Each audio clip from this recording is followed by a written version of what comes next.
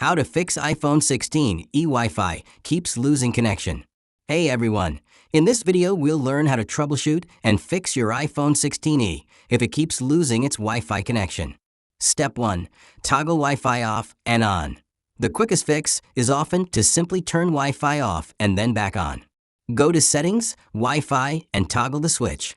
Step 2. Restart your iPhone 16e. A simple restart can resolve many temporary software glitches. Turn your iPhone off and then back on. Step 3. Forget and rejoin the Wi-Fi network. Go to Settings, Wi-Fi. Tap the eye icon next to your Wi-Fi network's name. Then select Forget this network. After forgetting, reselect your network and enter the password. Step 4. Restart your router. Sometimes the issue is with your Wi-Fi router. Unplug it from the power outlet for about 30 seconds, then plug it back in. Step 5. Check for iOS updates. Make sure your iPhone 16e is running the latest version of iOS.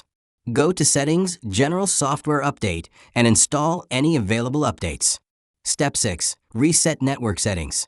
This will erase all your saved Wi-Fi passwords, VPN settings, and cellular settings, but it can often fix persistent connection issues.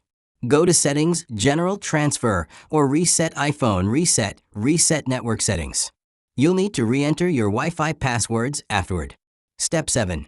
Disable VPN. If applicable, if you are using a VPN, try disabling it temporarily to see if it's interfering with your Wi-Fi connection.